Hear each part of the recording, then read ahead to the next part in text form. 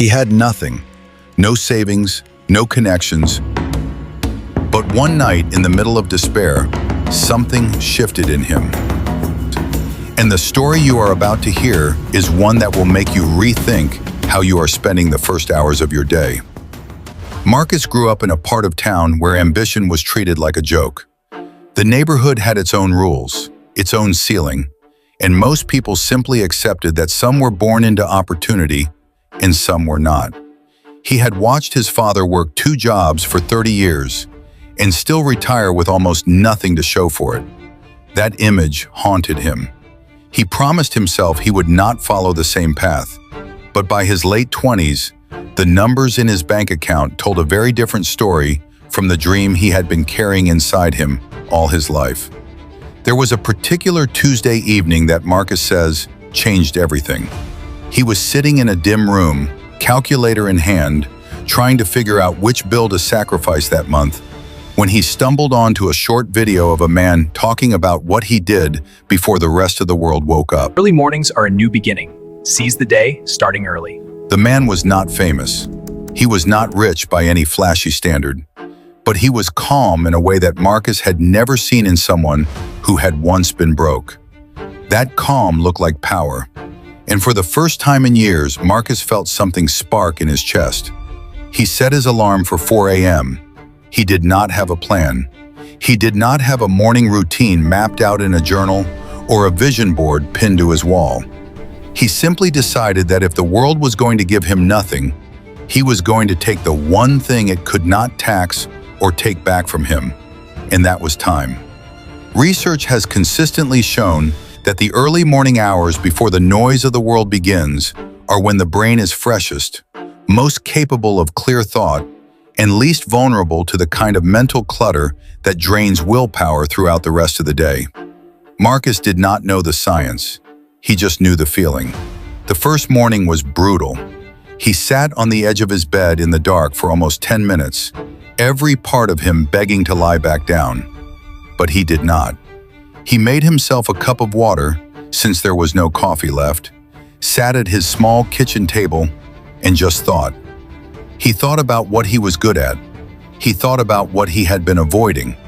He thought about all the hours he had wasted after midnight, scrolling through other people's highlights while his own life stood still.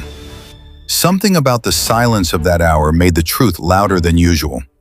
By the end of the first week, Marcus had used those early hours to research a skill he had quietly been curious about for 2 years, but never had the focused energy to pursue: graphic design.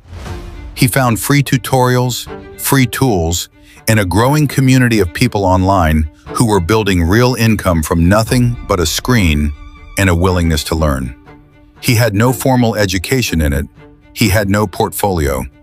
But he had 2 hours every morning that belonged entirely to him, and he protected them with the kind of discipline that people who have truly had nothing tend to develop when they finally find something worth fighting for. Studies on early rising and productivity have found that people who use the morning hours for skill development rather than passive entertainment tend to compound their abilities at a significantly faster rate. This is because morning practice happens before the decision fatigue of the day sets in. Every choice a person makes throughout the day gradually depletes their capacity for focus and self-control.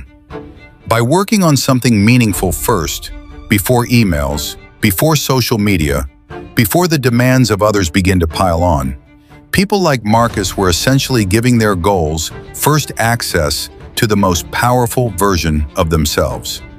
Within 90 days, Marcus had completed several beginner and intermediate design courses. He had created practice work for imaginary brands. He had joined online forums where real clients posted requests for help. And one morning, still in the dark, still at that same kitchen table, he received his first payment. It was not large, but it was proof. And in the life of a person who has been told by circumstance that they are not capable of more, proof is the most revolutionary thing in the world. What people often misunderstand about success stories like Marcus's is that the turning point was never one dramatic event. It was the quiet accumulation of mornings. Each one built on the last. Each one deposited a small amount of confidence into an account that had long been empty. Research on habit formation shows that the identity-based habits, meaning the ones tied to how a person sees themselves rather than just what they want to achieve, are the ones that last. Every morning Marcus woke up at 4 a.m. He was not just practicing design. He was becoming a person who woke up at 4 a.m.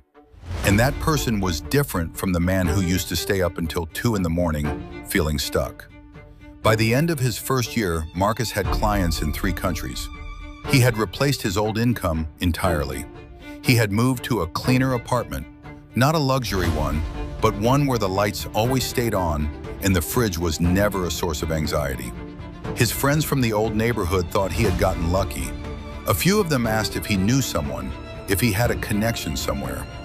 He told them the truth. He told them the only connection that changed his life was the one between his alarm clock and his front door, that distance of discipline that so many people refuse to cross. What Marcus discovered in those early mornings was something that cannot be bought or taught in a classroom. He discovered that silence, when used with intention, becomes a form of clarity. In that quiet before the world woke up, he was able to hear his own thinking clearly enough to act on it. Most people spend their lives making decisions in noise, responding to the world rather than designing it. The 4 a.m. hour, as uncomfortable as it is to reach, sits on the other side of reaction. It belongs to the person who claims it. There is a pattern in the lives of people who build themselves from very little, and it rarely involves inheritance or fortune or the right last name. It involves a moment where they stop waiting for conditions to be right and start acting in whatever conditions exist. Marcus had no resources when he started. He had a bad laptop, an inconsistent internet connection, and a neighborhood that had never produced the kind of story he wanted to tell. None of that mattered at 4 o'clock in the morning when the world was asleep and the only person who could make a decision about his life was him. Experts in behavioral psychology have long noted that the early morning hours carry a unique psychological advantage beyond just productivity. They represent autonomy. When a person wakes up before their obligations, before anyone needs them, before the noise arrives, they experience the rare sensation of owning their time completely. For people who have spent their lives feeling like circumstances are happening to them rather than for them, that feeling of ownership can be profoundly transformative. It rewires how they see themselves in relation to the world. Marcus now talks about his 4 a.m. alarm, not with the enthusiasm of a motivational speaker, but with the quiet certainty of someone who has lived the result. He says there is nothing magical about the hour itself. The magic is in what it represents. The choice to get up when every comfortable impulse tells you to stay down is the same muscle that will make you keep going when a client is difficult, when a project fails, when the progress feels invisible. You build that muscle in the dark, long before anyone is watching, long before any result is visible. The mornings you spend in silence are the ones that eventually make all the noise. If you have been sitting on something, a skill you have not practiced, an idea you have not started, a version of yourself you keep postponing, then the question this story asks of you is simple and uncomfortable. What would happen if you stopped letting the morning happen to you and started happening to it instead? Marcus was broke. He was overlooked. He was out of options and running low on hope. But he was never out of mornings. And one day in the dark, he decided that was enough to begin.